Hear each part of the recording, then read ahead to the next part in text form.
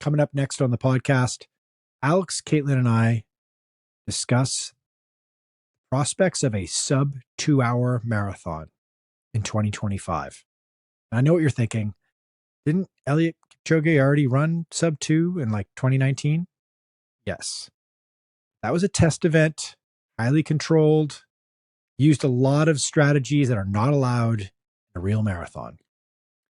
So we look at the history of sub 2, science behind it, the research that's been done, what we've learned from Kipchoge's sub 2-hour run in 2019 in Vienna, what courses, what races could facilitate a sub 2 in the next year, as well as who could actually run sub 2 hours for the very first time in history. We give our predictions as to who we think it's going to be, where it's going to happen, and when it's going to happen. Oh, and if you're in Boston, March 1st and 2nd, Alex, Katelyn, and I are going to do a live podcast from the floor of the Boston Run Show. It's basically like a running expo with all of the latest and upcoming shoes and gear, minus you having to run a race that weekend. So swing by, you can get tickets. I'll make sure I put it in the show notes where you can get the tickets. Our podcast is going to be live on the stage on the Saturday, so March 1st. Swing by, say hi, bring some swag too to give out, which will be fun. And also keep an eye on our feeds on our site. We're going to do live coverage of the Tokyo Marathon that weekend. And because Alex and Katelyn and I are all together, we'll do a live instant reaction podcast, 3 of us together, after we've watched and covered Tokyo Marathon. So keep an eye on that as well. All right, let's get into the show.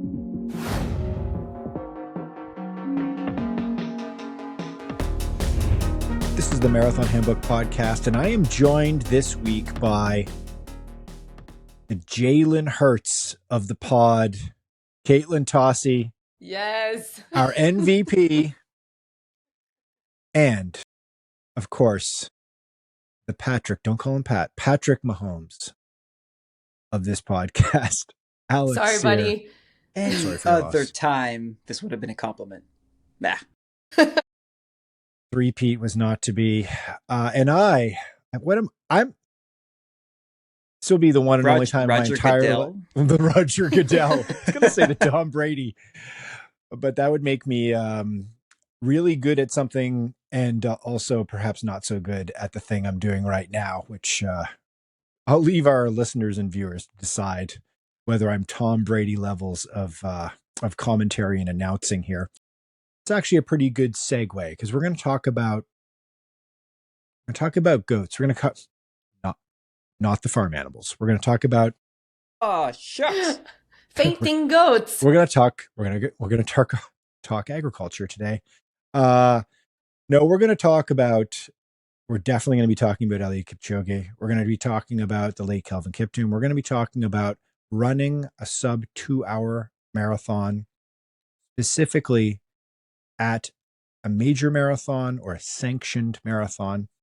As we know, the sub 2-hour barrier has been technically broken by Kipchoge back in 2019, and we'll unpack that in detail. But today we're going to nerd out. We're going to get into detail about what it takes to run a sub 2-hour marathon, the science behind it, the history of the concept of the 2-hour marathon, which is quite interesting. What we've learned from Kipchoge and Nike's experiments with running the fastest marathon in history, 2017 and 2019, and how it can be applied today. Who might break the 2-hour barrier on a sanctioned course? A little teaser there. And whether or not it's going to happen this year. Okay, guys, let's get into it. So all this begins. Let's get into the MH time machine. Let's go back to 1990. Alex, are you alive? Are you with us in 1990? No, my parents are getting married. I'm nowhere near live. I love it. We always have to talk age. Yeah, this is 5 BC, 5 years before Seer. Actually. Okay. Well, guys, I was 8, so I wasn't that old. Yeah, I guess I was a 10-year-old. You were only, exactly. We were kids, Michael. Yeah. We were crushing the elementary school cross country circuit in 1990. But in 1990, there was this exercise physiologist, really interesting kind of polymath character in the world of endurance running research, a guy named Dr. Michael Joyner. If you've ever read anything like really nerdy and sciencey about endurance sports, specifically the marathon, it may have come from some Joyner research because this guy's sort of deep in the weeds with this stuff. In 1990, he mused about this concept of what he called the perfect marathon.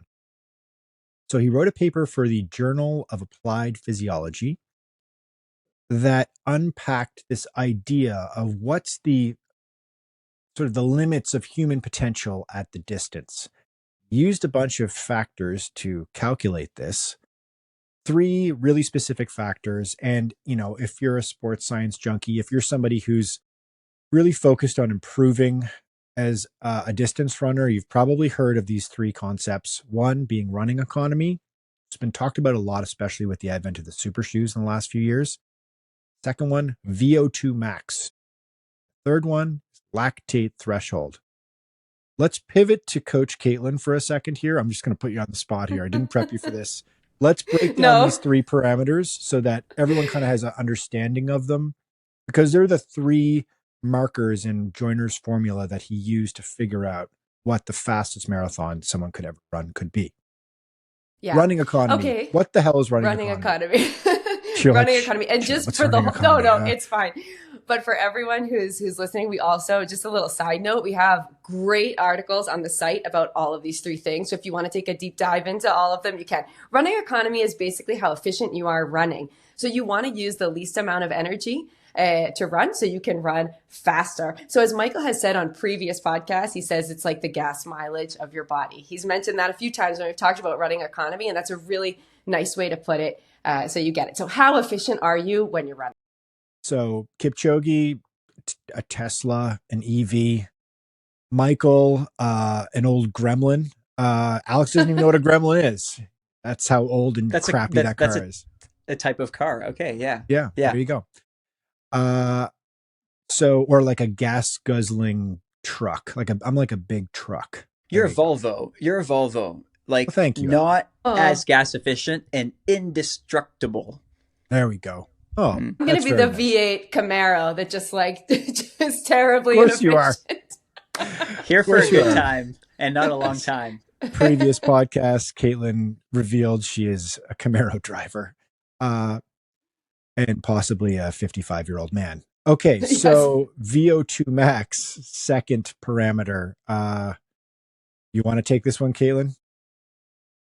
Oh boy. Okay. So VO2 max is basically the rate at which your body can consume oxygen and use it efficiently when you're doing really intense exercise. Okay, so in the VO2 max range, we actually talked about Alex's extremely high VO2 max last week. Right. That's right. So basically, if we want to continue using it with our car analogy that Michael has used for us, we would say how much gas your engine can take in to create combustion. So you want to be able to use this oxygen very efficiently, and it'll obviously make you run more efficiently. Is that good? Is that clear? That's exactly it. Okay. Yeah, I think the upper absolute peak value, just a random number, it's 84. So top level elite athletes are sort of in the 70s or early 80s at their max. And this is generally a test that's done over a very short duration, usually on a treadmill in a lab. It's like a 10-minute run to exhaustion type test to get that value. So we'll put a pin on that for now, but some of these factors are more valuable than others for marathon running specifically. We're not talking about running your best 1,500 meter on the track. And the last one being lactate threshold. Katelyn, you want to do another analogy for that one?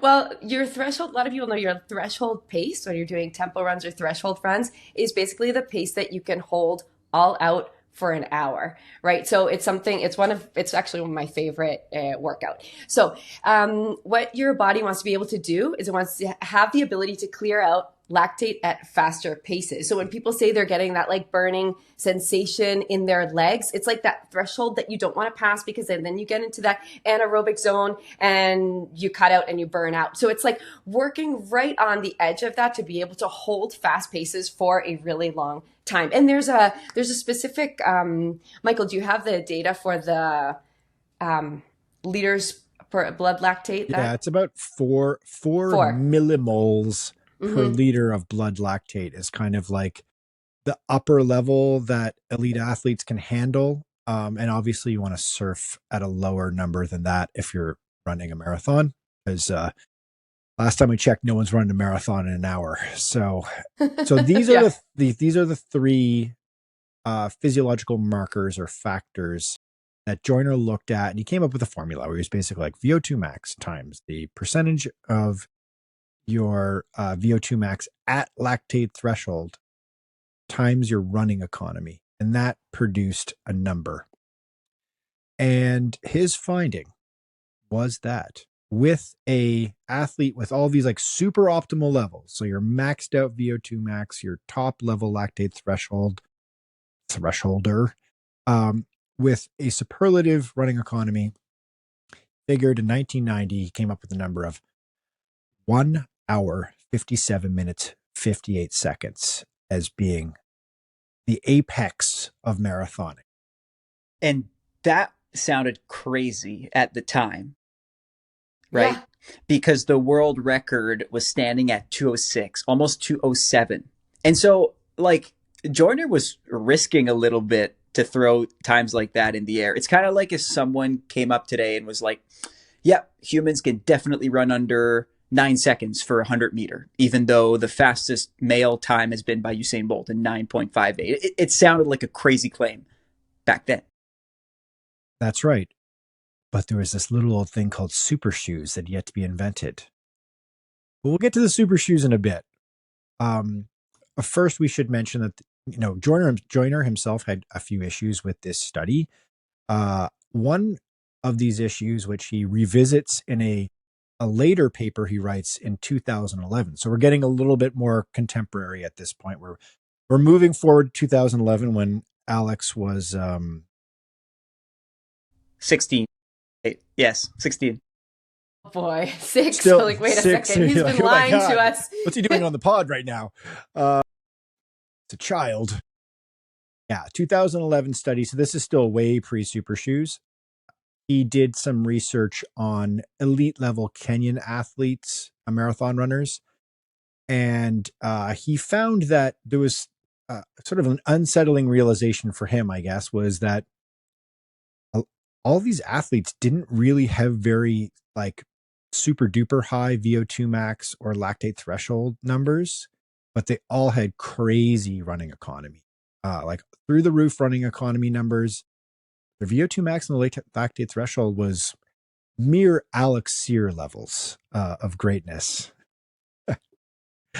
So, Alex, we could be talking to a future sub 2 hour marathon runner. You have no idea. You've yet to unlock it. So, of running economy. Yeah. Right. No, it's interesting. The three building blocks. We all tested ourselves in college too for VO2 max. I was going to ask. Yeah, and we all fell at different places. My strong suit was the VO2 max. I had a really good VO2 max, which meant that I was probably weak in the other areas. So, yeah, it's an equation. That's it.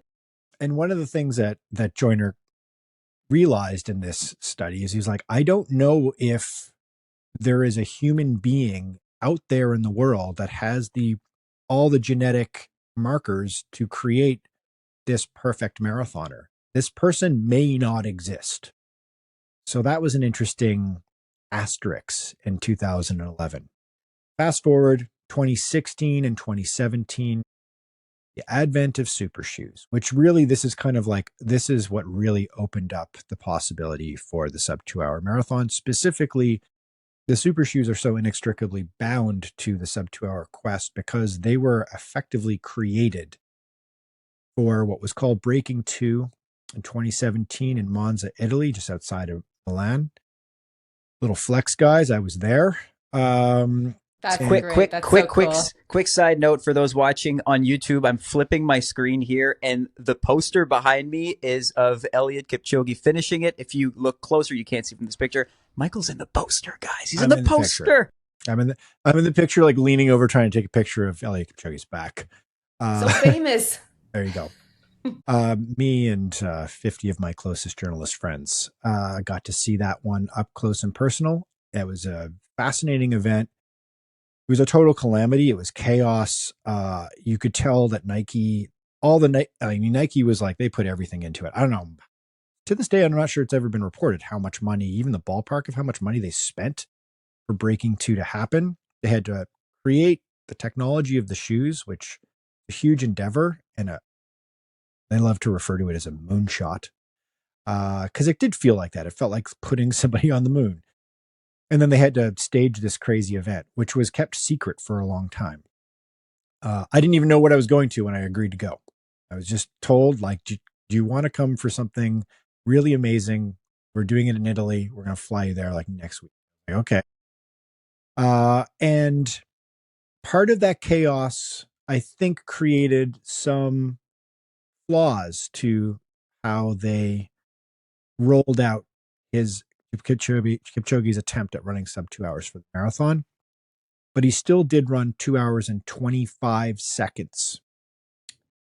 And that also introduced us to the Nike 4%, the Vaporfly 4% is what it was called at the time, because now this is where running economy comes in again, because it was 4% increase or decrease rather in your performance overall, because it was helping your running economy by 4%. So that's 2017. I guess we should jump right up to 2019. 2019. Yeah. So do you guys remember this event? Do you remember where you were? Was this where you I got were up in the on middle the of day? the night. Oh, did you? Of course. Yeah, of course. I watched it. I think it was, well, I don't know if we're talking Eastern time or Central time. It was in the middle of the night for us, wasn't it? Or early in the morning? Because I remember waking up super early for it. Yeah. It was super early. I was in school, a master's program, so don't worry. I think I was 24 at this point. Second grade. Grade 2. And I woke up before my classes to watch this. And I remember being just amazed, not only by the end time and result, which we finally saw, sub 2. Kipchoge sails under 2 hours. I was amazed by that. I was amazed by the level of organization around the event. But then I was amazed by how many of my classmates, I was in journalism school. This wasn't a running or sports related program. How many of my classmates knew about it already? That was a watershed moment. Yeah. I mean, I remember seeing it on CNN right after it happened.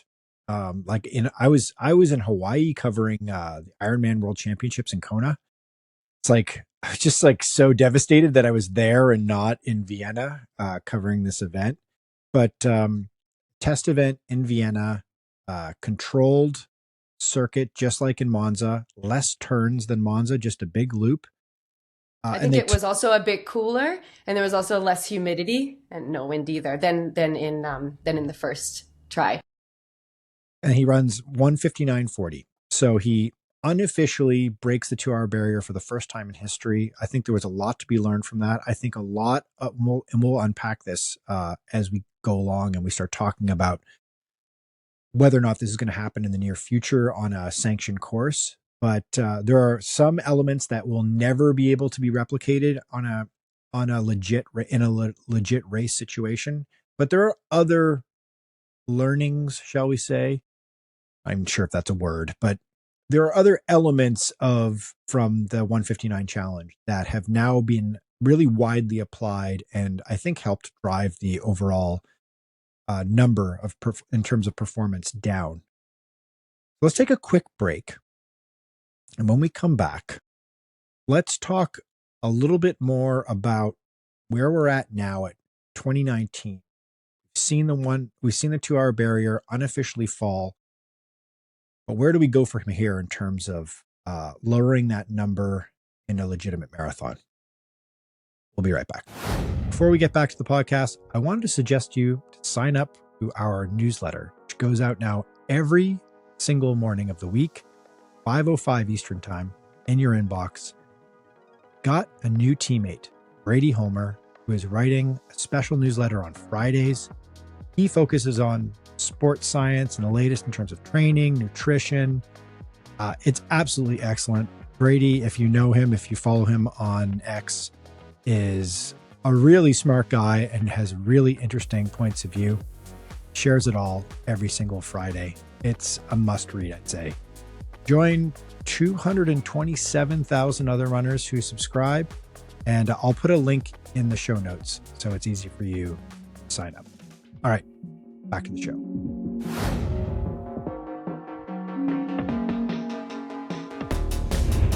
All right, and we're back. Let's talk a little bit about what Eliud Kipchoge, and to a certain degree Nike and the world, learned about marathon running with Breaking 2 and how they applied it to the 159 challenge, and then what we can kind of take from that today as well. So first things first, I think the main overall thing is that they, with Breaking 2 in 2017, and Kipchoge comes within 25 seconds of getting under the 2-hour barrier, which I think nobody anticipated. There's a big jump at the time. There's this realization, okay, that we can actually do this, which I think that just goes a really long way. Like, just the confidence with putting together another version of the same project. What are some other factors that I think, like some of the let's call it like the bolt tightening, just the cleaning up the effort from one project to the next project? Better shoes is what jumps out at me. Right? This is 2 years of shoe innovation in one of the greatest mounting innovative periods in the history of running. So Breaking 2, we introduced the Vaporfly. By 2019, we have the Alphafly, which is a not that much lighter, but more powerful super shoe. Like, this is in the time when super shoes are getting bigger and more powerful. And the first Alphafly was basically designed for Kipchoge, which brings me to my second point. Breaking 2 was like throwing 3 eggs at the wall and seeing what happens, right? You had Kipchoge, Lalisa Desisa of Ethiopia, Zersine Tedeschi of Eritrea, and no one really knew who the star would be. In fact, some thought that it might be Tedeschi because he would test better in some labs in running economy. But 2019 was tailored for Kipchoge, from the shoes to the event itself. There was a difference in pacers too. Like, we're talking about, really, like you said, bolts, right? The pacers were no longer in a front-facing flying V, but in a reverse V to limit wind drag coming from each side. Those are like 2 little things.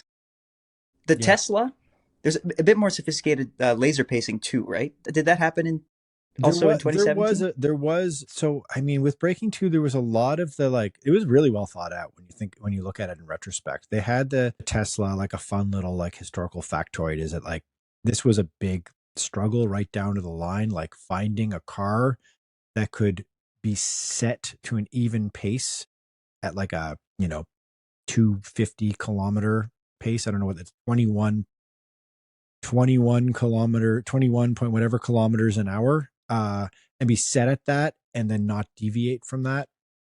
And the laser pacing line, so it was like, run on this line. This green line you see on the ground is the line you run on. You do not deviate from that for one step.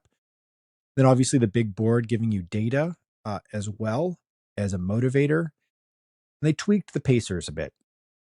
And also the pacers, some of those pacers were at Monza for the first iteration of it, were brought back for the 2019 event in Vienna. So they had some experience with it as well. I think that was just like a more organized group at that point. It felt a little chaotic in Italy. The shoes. I think we've now seen sort of like, I want to use Nike as the example. We've seen sort of 3 generations of super shoe now. And I think that Alphafly was a big step in retrospect. And it was like the second generation, getting closer to the crystallization of technology at the time as well. And then also just lines on the track, like less turns, keeping it straight, keeping it structured. And then it was a bunch longer, that second course.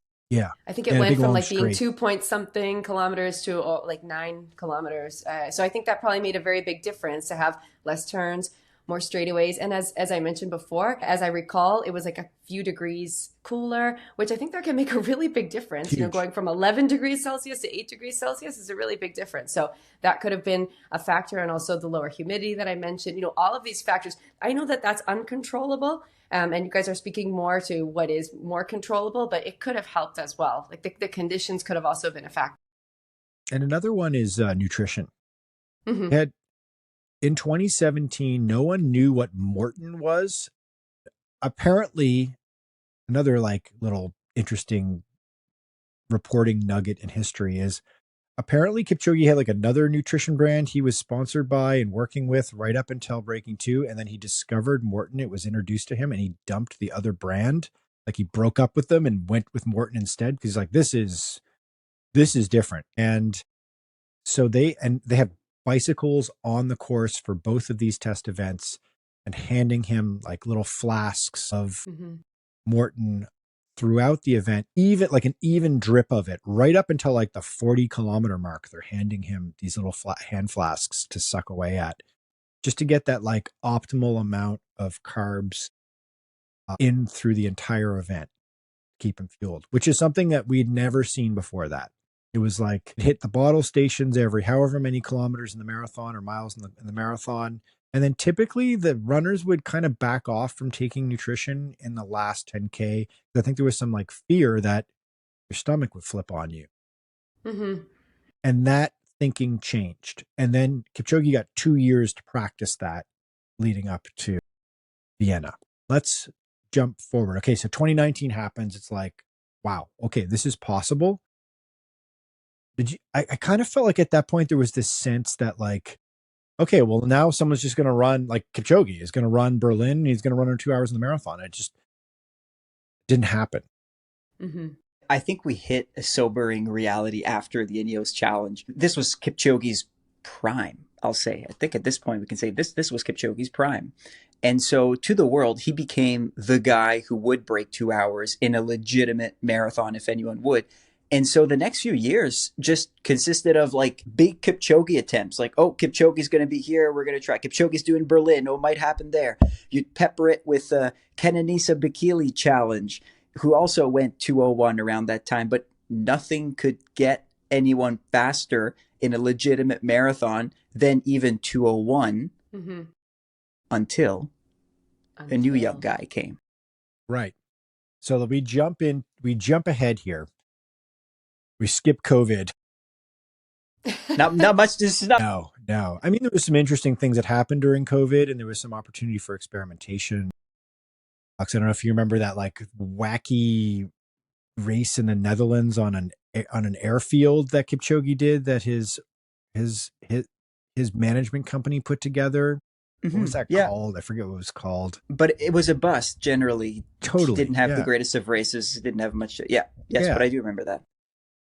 But in, I guess it's our first introduction to Kelvin Kiptum is in the late fall, early winter of 2022 at the Valencia Marathon in December 2022. This 21-year-old kid from Kenya comes out of nowhere. No one knew who the heck he was. Like he had run like nothing of import before this race. He had run a couple of half marathons, a couple of 10Ks here and there, nothing on a grand stage. I don't even know. Actually, this would be a really interesting bit of reporting to do, is to go in and talk to some people, do sort of like an oral history of this guy's very brief, unfortunately, marathon running career. It's like, how did he get into Valencia? You know, I don't think a guy of his caliber would have got into a marathon major at that point because he had not won anything.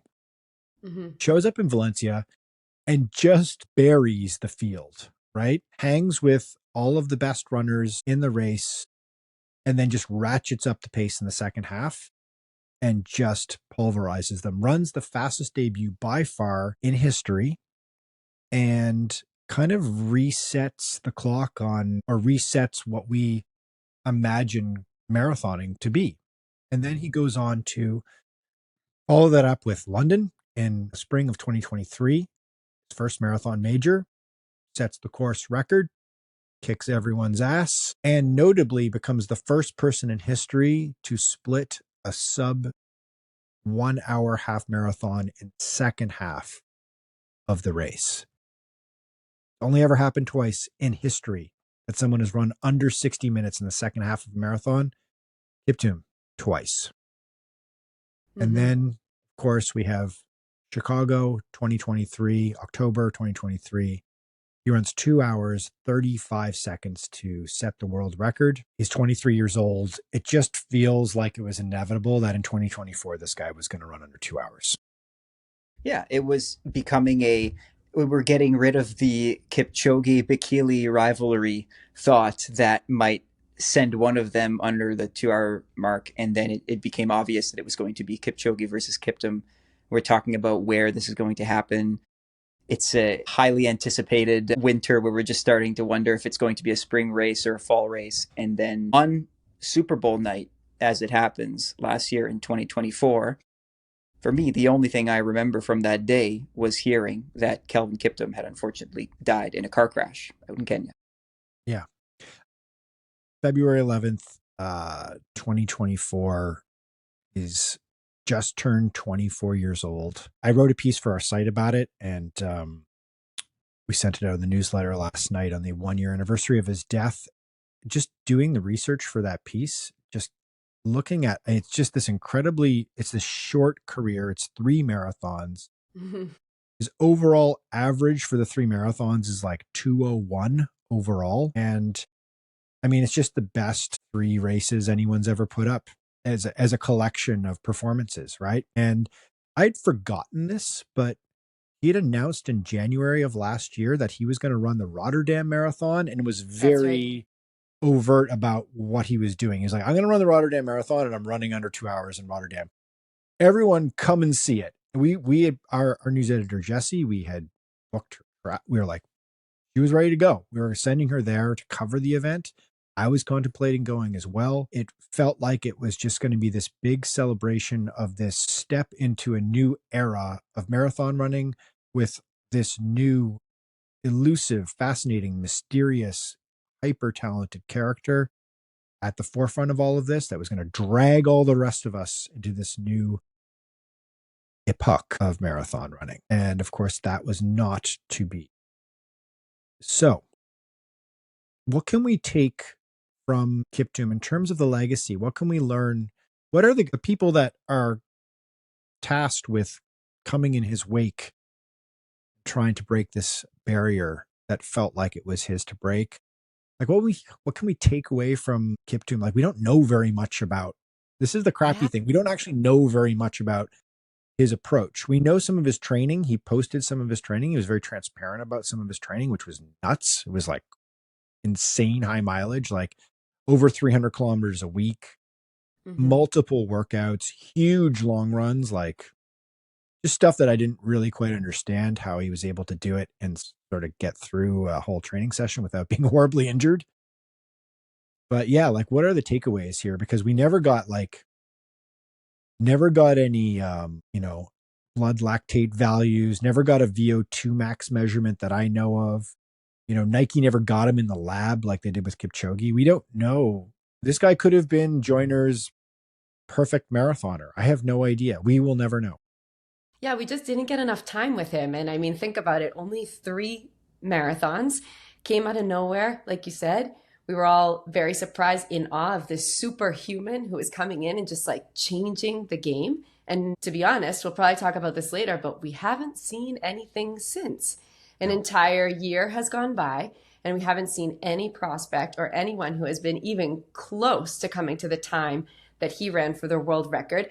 To me, watching these runners, I mean, they're all incredible and amazing, but there's just no competition yet. So how is it that absolutely no one can even come close to him? So we know, okay, the high mileage, 300 kilometers a week, not getting injured. I mean, was he just the perfect human? Was it in his races, was it the aggressive, confident style that he had in the marathon, running those super aggressive negative splits, just like taking off without the pacers because they just couldn't keep up with him anymore. And being able to run in that aggressive style without burning out is just another superpower. Yeah, I think his contribution to the running world is one of hope, because you're right. The fact that it's been more than a year since he's last raced and we haven't had anyone come close to breaking the 2 hour mark might get people to be afraid that we'll never get there. Right. But the fact that he was so young, he was just getting into it, doesn't make me think that he would have capped off at 1:59.59. This guy could have run 1:58 for all I know. Right. So the fact that someone comes after Kipchoge, who we've put on a massive pedestal, and rightfully so, Eliud Kipchoge is we're talking about goats. He's a goat of our sport for all the wins that he's had. But for someone to come after it demystifies the idea of Kipchoge's the only human man who can do this sub-2 thing. Like, we have a literal kid coming from God knows where, doing it right there at the age of 23. And so I think it's one of hope, but we need patience. He just had so much more time. And Mike, everyone should read Michael's feature, because Michael, it was really nice. And I when I was reading it, I felt that hope that Alex is mentioning. It was very somber. It kind of left me with this somber feeling. I felt kind of deflated about the fact that we had lost him, but it was in a sweet, like a nice way, remembering his legacy and kind of being like, okay, we just need someone else to come around like him again, and they're going to rejuvenate the hope that we had with Kiptum. But everyone should go to the site and read the article. It was very nice to get the whole story. Well, we'll towards the end here, we'll go through something else I've been putting together, is a little package of all the athletes who could possibly run under 2 hours in the next couple of years. And so hopefully I'll have that out maybe by the time the podcast drops. And if so, I'll put it in the show notes. It's been a long gestating project. It's a lot of research, but there is some hope around the corner. I think there's some really talented athletes. We won't get too in the weeds on like elite, running prospects, but we'll talk about it towards the end. But so there's been no Joyner-esque perfect marathoner updated study to fold in the super shoes and some of the impact that nutrition, pacing, blocking the wind, that sort of thing has done to affect marathon performances in the last. Joyner's study was in 1990, 35 years ago. So, but there was a new statistical study done first in 2019 after Kipchoge's sub 2 hour and the test event in Vienna. So it inspired this guy named Simon Angus at Monash University in Melbourne, Australia, a statistician, to just take in, this is not a formula. He did not go down and he's not an exercise physiologist. This is purely results data and looking for trends and putting it into basically graphing it out and seeing a predictable curve. In 2019, he surmised that there was a 1 in 10 chance of a sub 2 hour marathon between May 2032. A 1 in 10 chance that it would be broken by May 2032. That's still a long time away.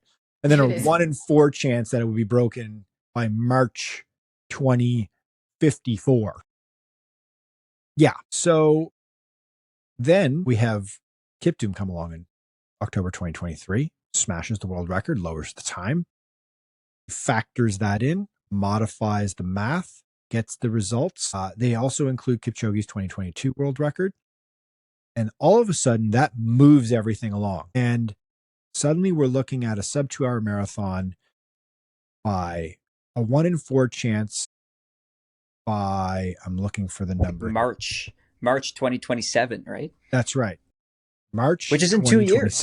Yeah, exactly. Which is right around the corner, which actually feels right. And then even the 1 in 10 likelihood was moved up to November 2018, which obviously has not already happened. Oops. So yeah, wouldn't be betting on that. But nope. So March 2027, right? So we're now in the window here of that. And he also, just purely based on numbers, this is not, I don't think it's as accurate as what Joyner was doing with exercise physiology, but this study, 2023 update, indicates that perhaps the new limit of human endurance for the men's marathon is 1:55:40. That's so fast, man. Yeah. So let's take a quick break. When we come back, we will unpack the anatomy of a sub 2-hour marathon. We will talk about what would need to go into running a sub 2-hour marathon on a legit course, what that course might be, and who the athlete might be that will finally break this barrier. We'll be right back.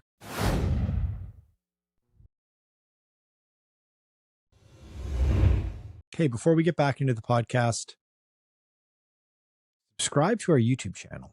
We post multiple videos a week now on the feed, including a video version of this very podcast. We do every single episode. On YouTube, it's up at the exact same time as the audio version of the podcast is. And then there's a little delay, but it comes out as a video version on Spotify as well now. Neat. We're trying to sprinkle in some extra visual flair into the video episodes as well. And we also cut up clips. So if you want to just kind of hunt through and find a specific segment that you want to listen to or watch, you can find that on YouTube. Also on our YouTube channel this week, our colleague and teammate Thomas did this excellent deep dive on the history of the marathon distance and why the heck it's 26.2 miles, 42.195 kilometers. I know kilometers better than I know miles because I'm Canadian. Why it is that distance and why we've rounded up or down at every single other distance on the track and the roads, except that weird distance is stuck with the marathon. And he goes deep on it. It's quite entertaining. And he's actually got some really interesting takes as to why you can't let go of 26.2 miles. Why not 26 flat? Why not 25? Why not 27? He answers that question and more. Really worthwhile video. We'll put a link in the show notes to that video specifically. Make sure you subscribe to our YouTube channel and you'll get all of our fresh content on YouTube immediately, including Alex's great shoe reviews, some workout videos. We're going to be doing a lot more workout stuff throughout 2025.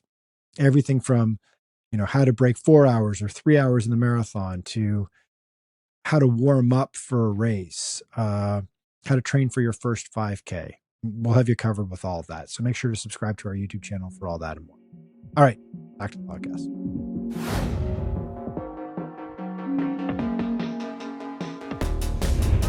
The anatomy of a sub 2-hour marathon on a sanctioned course. All right, guys, let's unpack this here. Let's create the cheat sheet for all the elite marathon runners that know how to run way better than we do. First things first, physical training shifts. So I think the one thing that we definitely saw in the last, going on 7 years here since breaking 2 with Kipchoge, is some big shifts in how training is done, the approach to how you prepare for a marathon, and also just being a lot more sort of like scientific about it as well, I'd say. So like, Alex, what's a big standout shift that you've seen in the last, say, 7 years of endurance sports training? I mean, I've seen 2. One of them that is probably less accessible for the majority of people is just a bump in mileage, which sounds crazy. But when you dig into Kelvin Kiptum's training, it was quite common for him to run 300-kilometer weeks. Mm-hmm. And that goes hand in hand with some other things we're going to talk about, right? Better equipment, better nutrition allows for better recovery and more training. I would guess that even most elite runners can't pull off 300 kilometers because it's so extreme.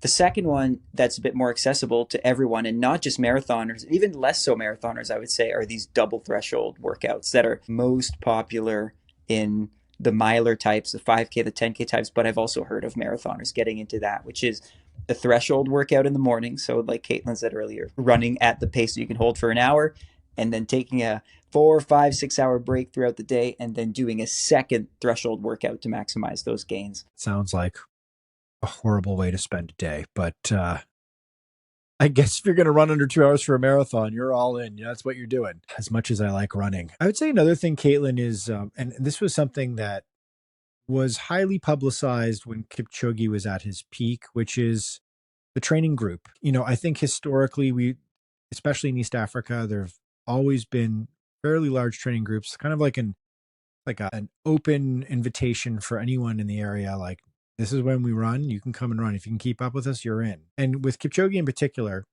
there's quite a bit of romanticism around that, right? Which is like, he trains with the Global Sports Camp, his group, and he lives this Spartan lifestyle. He's got a little cot. He shares a bedroom with a teammate. You know, he is no greater than anyone else in the group. They all work together.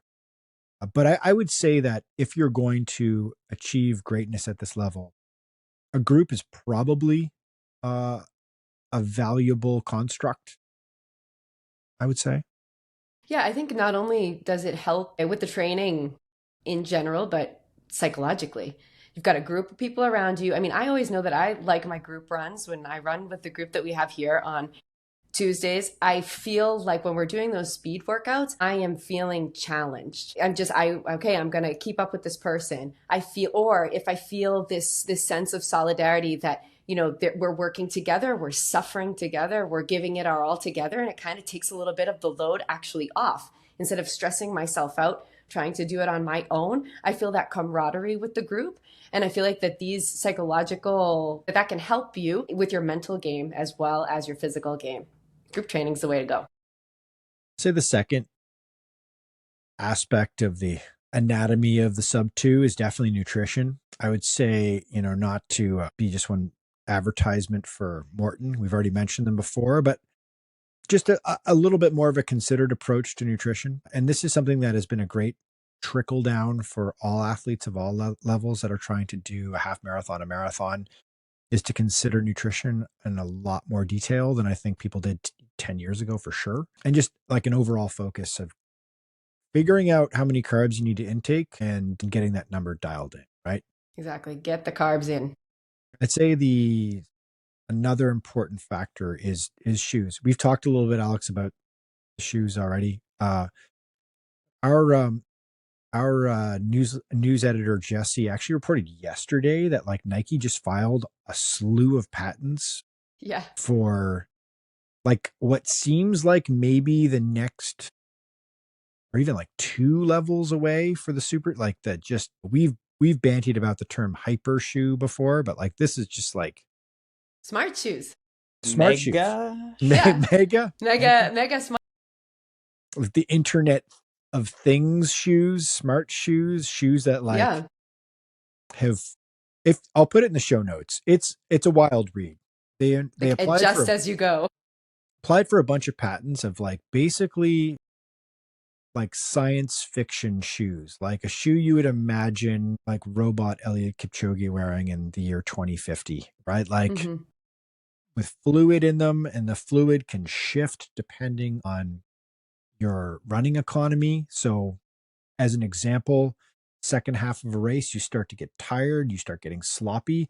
The fluid in them shifts forward and fills in your arch to prop your foot up more and create more like micro stability in certain points. Yeah. What I thought was super interesting was the terrain. So for me, like as a trail runner, it said it would be able to adjust the shoe. So if you're running on a trail run, then it would become a harder surface. And then if you're running on, you know, the road, it would become a softer surface. It would just automatically adjust to the terrain. That seems so cool. It's like a car, right? It's like a modern car versus driving in a 70s sedan. You know, it's just got like each wheel is independently, like the computer is sort of telling each wheel to do each thing independently, all-wheel drive. You know, it's just creating this really super smooth, efficient ride. It kind of makes me think, Alex, that like we kind of have been living in the dark ages with shoes, and like maybe even the current crop of super shoes are kind of rudimentary when you think about it. Yeah, like if you stick around the sport for long enough, you're going to get really, really fast. I mean, I had this thinking about how I feel like I think about this every year, how shoe technology has advanced enough now to hold us off for 5-10 years. Like we've reached a critical point or almost a limit where things can't get much better. Like we've seen with other types of gear, right? Like hockey stick is a really good example. The hockey sticks of today are not that much different from the hockey sticks of 10 years ago, because we hit this point where how good can you make a hockey stick? And when I see these things, it's like, I'm not sure if we're even close to there with shoes, despite all the innovation that we've already seen. Yeah, I think companies kind of maybe like they start to go on cruise control once they feel like they've hit a certain like technological threshold, right? Where it's like, it's delivering results. It's really good. Why do we need to evolve this further? We haven't, our athletes kind of haven't hit a ceiling with it yet. And as far as these patents are concerned, there's an interesting new horizon that Nike might be taking us down. Also in terms of just like the biofeedback, like just all the sensors in the shoes and being able to like pull a lot of data, and then magic bullet AI will fix it. But it really, in this situation, like algorithms that could react in real time, like, well, like I was saying before about like your running economy, that your running economy is starting to kind of fall off. So like, let's adjust it. Let's compensate for it in real time. Fascinating. And the last one, of course, being a psychological approach to marathon running has shifted. A lot of talk after breaking 2 in 2017 because Kipchoge had a big like shit-eating grin on his face in the last 10K of the race, and so there was a lot of intrigue over like what he was doing there, and he indicated like, well, I've realized that like the power of positive thinking. But then there's been some research that's been done on this. We've talked about this in previous podcasts. Smiling helps improve your performance, helps mitigate some of the suffering that you're feeling physically. And that's interesting that there's been research done in the aftermath of these series of events that have unlocked our knowledge about how to approach this stuff.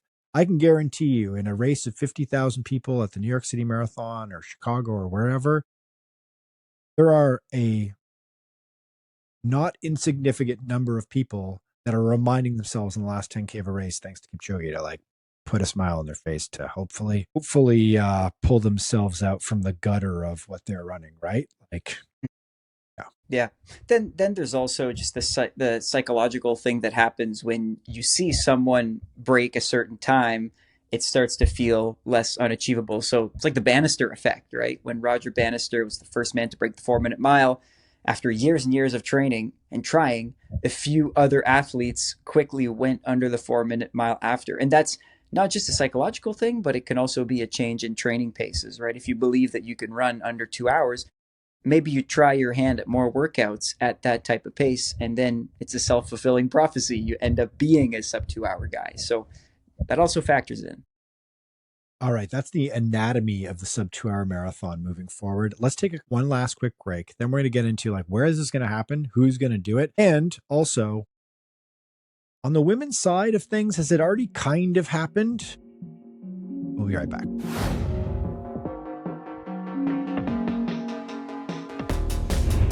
Okay, guys, we're winter. We're not spring yet. We're winter 2025. Yeah, geez. But on a horizon, a couple of races in the spring. Is this going to happen in 2025? And if so, like, which races could actually facilitate a sub 2 hour marathon? The list is smaller than you think. You think to yourself, like, hey, it just needs to be a flat, fast course. There's a whole bunch of them out there in the world. Then you need to have, a few of the fastest runners in the world come and run it. Okay. Starts to thin things down a little bit. You need to have the money to entice these people to come, things down further. And then finally, you need to be able to convince them to take a massive risk and maybe throw their entire marathon away by going out at, 59 pace in the first half of the marathon. So we've narrowed it down. There are 6 races where this could conceivably happen. I think that's it. Let's go through them. We'll go through them in chronological order. Okay. Tokyo in March. Theoretically. London in April. Possibility. Rotterdam in April. That's where Kiptum was going to try to run sub 2. So at least the course seemed like a possibility. Then we jump to the fall. Berlin in September. Chicago in October, and Valencia in December. That's it. That's all I see. I don't see any other race. Do you guys, am I missing something? I don't think so. No, not yet. I don't think so. I think if any other race becomes a candidate, it will be a new startup race in the next couple of years. And we're not going to see that in 2025. Not another course that is legit. I'm not talking about another 159 challenge, another course that's legit, materializing and attracting all these runners before 2026. No, I think if it does happen this year, which I think it won't, it has to happen on those 6. I agree with Alex. And then not only does the course need to be perfect, but the conditions need to be perfect. So then that's another, that's something else you just need to take a gamble with, that it doesn't rain or that there's not a ton of wind or you just have really perfect weather. Yep, it's a gamble. There could theoretically be only 3 opportunities in the next 12 months for this to happen based on those factors. And to be fair, my issue is not with the course. It's not with the gear. Maybe gear gets better in a few years, but I think it's plenty good now to have a 159 runner. My issue is with the runners. Yes. I don't think there's someone at that caliber yet. We might get into who the top runners are, but for now, all I'll say is that the best marathoners, current marathoners, are too far away from the sub 2. I think the person who's going to break it eventually, if they're already on the radar, are currently known as half marathoners. And I think they're going to need a couple years to get under that too. What's cool about this year is we're going to see the debut of truly elite half marathoners. And then we'll get a sense for where they are. But to have a runner go from being a 57-minute half marathoner, which is crazy impressive in its own right, to becoming a sub 2-hour marathoner in the span of a year, I just think is almost too much to ask for. I agree with Alex as well. And just thinking about the fact that last year we didn't see a sub 202 marathon. So I think that right there is something that points me towards that we need a little bit more time. Like Alex is saying, we need another year or 2 years for these guys to get primed. There's a lot of factors that go into this, right? Like last year, you could argue that the reason why you didn't see anybody run under 20205, that was Sebastian Sawe, who ran it in December. So at the very end of the year in Valencia.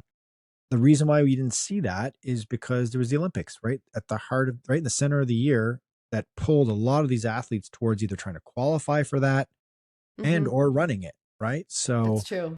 This year there's a world championships, which may be a factor. Next year, there's nothing, right?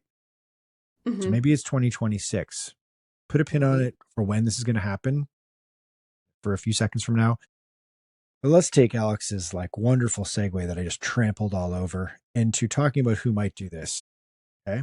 Just as a little aside with the courses here, if you go down the course record for each of those 6 courses each of those 6 marathons that I listed there, 202 in Tokyo, Benson Kipruto last year, 201.25, 2023 for London, Kelvin Kiptum.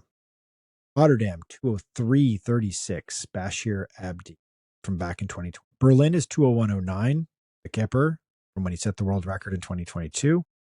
And the new current world record for Chicago, 2 hours, 35 seconds. Again, Mr. Kiptum.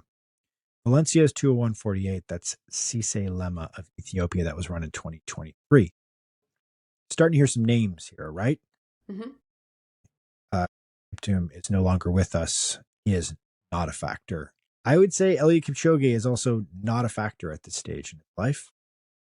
Sadly, although some people might find that a hot take and tell me in the comments that they think I don't know what I'm talking about, but I think I'd wager that Kipchoge is not going to run under 2 hours ever again in his life at this stage. So some names, some people. So you can look really smart at your running dork dinner party in the next couple of weeks here, or your post spring marathon celebration get together with your running pals. You can just be like, oh well, I saw Cisse Lema coming a mile away there for London. I'm not surprised at all, but he's actually running Boston, so not Cisse Lema anytime soon. Cisse Lema, 35-year-old. Ethiopian, one of the fastest runners in history, 201.48 in Valencia in 2023. I think he's on the radar. Who else we got? Let's do a little round table here. It's like a fantasy draft here. We're gonna pick players. Fantasy marathon. Let's do it. Who you got, Alex? Who's your number one draft choice for running under the 2 hour marathon? So I'm really bullish on the current crop of half marathoners. So I'm thinking of three guys in particular and one with an asterisk. So Yomif Kajelcha, Ethiopian runner, absolute star on the track, has trained for he's a Nike runner and he's been on the Diamond League circuit a whole lot, Olympian. Has the current half marathon world record of 57:30. He took it from Jacob Kiplimo of Uganda, who's currently only 24 and over the half marathon is just 1 second slower than Kajelcha. So they're effectively the two best half marathoners in the world. And Kajelcha, I should mention, is only 27. So this is, two quite young guys. My number three that I'll add in on that list, also because he's relatively young and because he trains with Kiplimo, is fellow Ugandan Joshua Cheptegei, who is the 5 and 10,000 meter world record holder. The reason I'm adding him up there with an asterisk is he has a slight difference from the other two, is that he has debuted in the marathon. Some would say it might have been a little bit underwhelming. I think he sits at 2:05, which is still a world away from sub 2. But for now, these are my three guys. I think at least one of them pops off. Can I add one more? Hagos Geberhiwet. Same situation, 57 mid, half marathoner, Ethiopian, start on the track. These four essentially have the same resume, and one of them has to translate into a massive marathoner. I love Katelyn. I love how Alex just drafted like four guys there on in our fantasy draft. What? Like you just Yeah. He picked You have Mahomes, to just pick one. Yeah, come on. He picked them all. I mean, I was going to say mine. He already took one of mine. I was going with Kajelcha because I also wanted the half mat. Like I thought, okay, no, these guys are just working their way up the ranks super fast, world record. He's going to be the next one to go. He just needs a couple of marathons under his belt and he's going to, blow us away. And, other than that, I want to go with Cisse Lema because of his sheer speed. And I think that he's in his prime right now to run this kinds of times. I think he's 35, something like that. So he's right in that sweet spot for the marathon. So if he has a time to do it, this is the time to do it. Yeah, I would say as well, other people you look at, okay, so if you're really into this stuff and you're like, yeah, I just want to like nerd out talking about who might run the sub 2 hour marathon. Again, I'll put it in the show notes when the story is online, but we created like a power ranking of like all of the possible candidates, rank them in order of who we think is going to most likely to least likely to like a possibility of all of the athletes. I think I got like 18 names in total of candidates, many of them who've never run a marathon before, so they've got like so much potential. It's like buying an IPO stock, right? It's like, this new EV, this new car that's come out, they've gone public, they're going to be the next Tesla, and then next thing you know, they file bankrupt. Yeah, a guy like Lema, it's a tough pick because he won the Boston Marathon last year. He is coming back to defend his title. Boston is not a record eligible course, so that's a problem for a 35-year-old. That's another marathon opportunity that he's going to cross off the list. Not that the guy is necessarily focusing on breaking the 2-hour barrier. I think he'd probably just be as happy to be a back-to-back Boston Marathon champion. I think he'd feel pretty good about that. Bastian Sawe, who we mentioned before, he's 29. He's on the up. I like those half marathon runners that Alex mentioned. Stole from us. Yes, stole from us. Thank you. This guy Mengesha from Ethiopia. He's a kid who's 24. He's run 2:03:17. He won the Berlin Marathon last fall. Very good runner. And then just reaching into the back pocket here. Got the Joker in my pocket here. It's Jakob Ingebrigtsen. I saw you put him on the list, and I was like, Michael he's a visionary. He is seeing way into the future. I've got the crystal ball. I'm like, what is that? Who is that Norwegian? It's Jakob Ingebrigtsen. 20-something-year-old. He is. You should Google Jakob Ingebrigtsen half marathon and see if you want to keep Jakob is fading out of my crystal ball. His face is disappearing into the ether once more. Yeah, he didn't have a very good half marathon, but it was an experimental half marathon for him. He is somebody where I'll say this. You mentioned before, we got our 6 races that could facilitate a sub 2 hour marathon a world record, then there could be some sort of special event, or you could take Chicago and kind of refit it to be a Nike. I mean, it is a Nike event, but Nike could be like, we're going to supercharge Chicago one year and make it like we're going after the sub 2 in Chicago. And Ingebrigtsen has mentioned before that he's interested in the marathon. He's somebody who has brashly claimed that he thinks he can get like world records at every distance. And he is the kind of like personality I could see Nike sort of organizing a major event around if it doesn't happen, say in the next couple of years. I could see that happening. Ingebrigtsen's like, he's like 24 years old. Yeah, he's super young. He's got a big personality. He's got a ton of confidence. I mean, he's someone that people would like to see also, like as a character. Yeah. Now, I should say, Alex is like, I don't know. Well, it's nothing against Jakob. There's a lot of like Jakob hate out there. I love the guy. I love watching him. My skeptical face comes from the question of, is a brand actually going to do another event like this? I was thinking about it before the podcast. Yeah. Because I don't know if there's as much appetite for a sub 2 attempt now, because we've done it. Yeah. It's a lot of money. And as far as like branded attempts go, we've done it. So it would have to be on the back of one of those existing races that we talked about. So. And so that kind of excludes brands that don't have much to do with running. Like you'd think in another world, you'd have like Tesla come in and say, oh, we're going to sponsor this event and we're just going to get some eyeballs or something random like that. But I think that you have to have a running brand do it because it's become somewhat inside baseball. And I guess if a brand is to do it, it has to be Nike. Because like if you go through that list of people we mentioned, the vast majority of these guys are Nike athletes. Nike or Adidas? I would be really curious to see Adidas take a crack at it. There's another name that is sticking out here, which is John Career, the guy who won the Chicago Marathon last year. Now, he's run 2:02:44. That's what he ran in Chicago. He's 28. The one thing that I find interesting about him is right after Kelvin Kiptum, when you look at the all-time list of fastest second half splits in the marathon, I know that's super dorky, but it is a huge factor if you're going to run a sub 2 hour marathon. Fastest second half marathon splits in history, John Career, third overall. He ran just over an hour in the second half of that Chicago Marathon. So he was like running down the race in a huge way with a huge negative split in the marathon. So that's a big jump. So that's interesting. Another number you can look at to impress your running friends on a long run is World Athletics, the governing body of the sport. They do these mathematical tables. And with the highest possible number being, I think 1,400 is the highest possible score. I don't think no human has ever hit 1,400. I can't remember what Usain Bolt's 100 and 200 meter world record times are, like 13 something, right? I think it's mid to high 13. Only people with a score over 1,300 on this list are Joshua Cheptegei. He's got it in the 5,000 and the 10,000.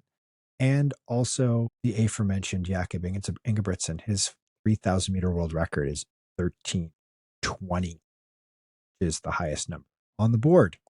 So on the men's side. On the men's side, yes. Okay, so there's some names for you. I'll force you guys to make a pick. Who's going to do it and when are they going to do it? I'm going with, okay, well, maybe Cut Alex the line. is going to copy me. No. I'm going to cut it so you can't copy me. I'm going with Kjelcha, and I don't think it's going to be this year.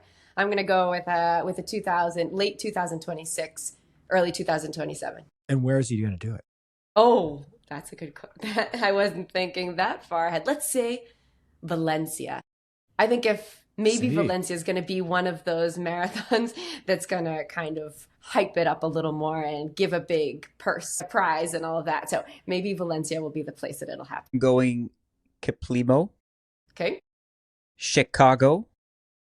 Pre-deep dish pizza 2026. Oh, you think he goes deep dish afterwards? He's like Goose Island wheat ale at the finish line and then deep dish to wash it all down? He seems like a fun guy. He doesn't seem like the guy who will do the Kipchoge of a bowl of rice and strawberries as the post-race treat. Okay. Geez, now I'm put on the clock here. Jeez, I'm looking through my picks. I feel like, Michael, you shouldn't you should just tease your upcoming power ranking, because your power ranking is going to show who you think. Yeah. You've listen, hear me out. I'm sorry to the listeners. Michael, you've put too much thought into this to just throw out a pick. There's a lot riding on this. There are hours of research riding on what you're going to say next. I don't even love my first pick now. I'm like tempted to move him back. My I'm having goodness, second guys, thoughts. It's not going to come out this week. No, listeners. It is. It's coming out. I promise. I'm going to do it. Pull the trigger. I put so much work. We want to see it. We want to see it. Put so much work into a piece that dozens of people will read and appreciate. Okay, I won't make a pick. I'll just leave it at that. Keep it a secret. Final questions, thoughts for all of us. First question. Has this already kind of happened on the women's side? Has the sub 2-hour marathon effectively already been broken by a woman running an equivalent time? If we look at one of Joyner's research papers that he has contributed on, it's called the 2-Hour Marathon, What's the Equivalent for Women, that I took a look at, it actually states that the 2:15:34 time was supposed to be the equivalent for the sub 2-hour marathon for the men's time. So actually, if we look at it, it would have been Paula Radcliffe's world record, which was 2:15. It was a tiny bit under that. It was 2:15:25, set in 2003. So according to that study, that means that it has been, the equivalent has already been broken. But that's according to that study. I don't know if you guys saw some other details or data. I've seen something quite different. I wonder if those metrics have to do with what people have already run in men and in women. And in that case, well, women's times wouldn't be expected to become as fast because fewer women would have run the marathon between, the 60s and whenever time Joyner made the research, so like 30, 40, 50 years later. Mm-hmm. I've seen a different stat coming from World Athletics. This is nerdy but interesting. Last year, when Ruth Chepngetich ran 2:09:58, World Athletics equated that to around a 1:58 on its tables. For men. In January 2025, the tables were updated based on, well, they keep receiving data, right? So the tables update every few years. And now in the updated tables, Chepngetich's 2:09:58 equates to a 2-hour and 20-second time for men. So by that metric, we don't have it. My read on this is that, have we had this moment for women? Yes or no? The stats don't say, but our reaction says a lot. Because as soon as Chepngetich ran sub 2:10, we didn't accept it with open arms. We became suspicious automatically. And so I wonder what's going to happen if your Sebastian Sawe or your Cisse Lema goes 1:59:30 out of nowhere in one of these major marathons this year. Will we accept it, or will we think that it's bogus? That's a fun question. Thought experiment of like, what's the threshold for a jump, right? Obviously sub 2:10 for a women's time in fall of last year was too much of a jump for a lot of people to wrap their minds around. The equivalent being what? Like if like you said, if Sebastian Sawe runs 1:58:25, will we all just be like, that's not possible? Something, and that's where I think some sort of organization and hype around an attempt at the event could be really valuable. And this could be a nice lesson for like Nike to have learned about their Chicago experience, where it's like, you've got Ruth Chepngetich is a Nike athlete. She shows up in Chicago. No one had any clue that she was going to go after this, and she just completely demolishes the world record by a lot. I think it's a show your homework type scenario where if there's hype around it, if for months we know about it, if we've got some socials with some video content, watching the training, and then it happens, it kind of feels like we've seen the homework. We've seen it all sort of laid out in front of us, and it makes sense. And the breakthrough feels authentic. All right. So, final question. This happens. The floodgates open. Do we just start seeing sub 2-hour marathons left and right after this? Become a boring number for us? No. I don't think so. No. No, there's too much incentive outside of it. When picking our athletes, I wanted to mention there's another metric, another factor that we should consider when choosing someone. And that factor is, are they motivated to break the 2 hour mark? Will runners remain motivated to break it when you can win a whole lot of money by going to Boston, or somewhere where the course is not that fast? Winning the Olympics, maybe, winning worlds? I don't think we're about to see a litany of sub-2 performances, because I think it's just one incentive of many. Yeah, and I would say it's actually really hard to set something like this up. I mean, it's something we haven't mentioned earlier, but even take the London Marathon, for example, which spends the most money of any race organized in elite field, is the most motivated to put the largest number of highest level athletes together in one race. You can't find pacers that are going to run the amount of distance you need them to run to set up a sub 2 hour marathon, because there's just nobody in the world fast enough to do it. You can't do what they did in Breaking 2 or the 159 challenge, where you're subbing pacers in and out every 5 kilometers. You can't do that. It's not allowed. It was like a hockey game. Exactly. They're coming off the bench. Exactly. Jumping killing in and a penalty. So you basically need people as like sacrificial lambs that are going to go out and run this maddening pace and maybe have their race fall apart on them. So that means you need to have a certain number of athletes that are going to get together and try to do this. You're just not going to be able to find people you're not going to be able to convince people to do that to the degree you need to achieve that. So yeah, I think I'm in accordance with you guys. I think that we'll be sort of surfing around the 2 hour, 2 hours, 1 minute, 2 hours, 2 minutes for a lot of races for the near future, until we see a big technological jump and then other innovations that will carry distance running even faster, more consistently. All right, sub 2 hour marathon, TBD. The bottom line is the right runner, the right day, the perfect conditions, the right shoes, and someone who wants to take a risk. We'll see Still when that requires happens. a special set of circumstances and a special athlete, which we may not have. So 1 million years later, we still agree with Michael Joyner. There you go. 1990, when Alex was minus however many years old. He wasn't even a twinkle in his parents' eye. All those years later, it's still accurate. Okay, guys. So the twinkle in the eye. Twinkle. Yeah. All these years later, they still don't think about Alex on a daily basis. Just nothing but regret. So, YouTube, what do you got going on, Alex? What's coming down the pike? Coming down the pike are now shoe reviews. So we had a little pause on the shoe reviews because, well, it wasn't really new shoe season, right? Over the holidays, that's not what happens.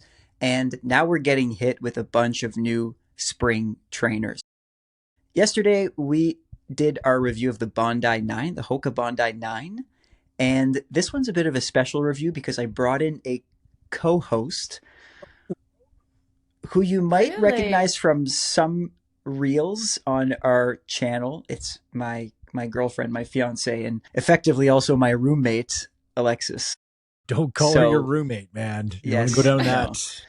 We shouldn't. I call her my roommate because right now she's like way at the back of the condo being quiet so that we can do this podcast. But she's a beginning runner, and that's why I wanted to bring her for the Bondi review, because the Bondi is very much like a beginner-friendly shoe, and she is shoe shopping herself. So we just got her to ask the questions that a lot of beginners have. And so we went back and forth. I think it adds a different kind of flavor to the reviews. So the clips are in, and I'm looking forward to getting this one out. I previewed some of it, and Katelyn, I can report that Alexis is funnier, more insightful, and more charming than Alex. So Alex. Get ready for one hell of a review, the Bondi 9 coming out in the near future. Well, Alex, you're not bad at the whole shoe review thing. Katelyn, we've got the newsletter. Yeah, we got Brady. Right? That's right. Brady Holmer. Brady Holmer, who just contributed to the Run Long Run Healthy newsletter last week for the first time, which was awesome. So tune in on Fridays to get his newsletter as well, because it's new and some new stuff, and it's awesome. And we'll get him on the podcast soon. I mean, if you're on X, if you're a running nerd who spends time on the platform formerly known as Twitter, you probably have encountered Brady Holmer. He's got a significant presence there, and he's always mixing it up. Super smart guy, really dialed in. And so he's doing the newsletter on Fridays for us.